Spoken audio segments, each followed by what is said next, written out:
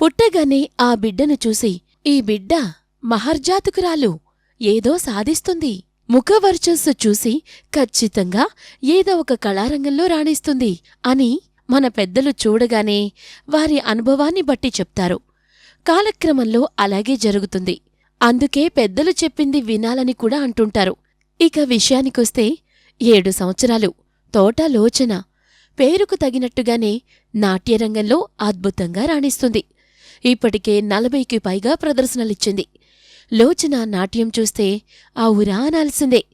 దుర్గమ్మ సన్నిధి, తపోవన్, తుమ్మలపల్లి కళాక్షేత్రం, తాను చదివే చైతన్య స్కూల్, ఇలా పలుచోట్ల ప్రదర్శనలిచ్చింది.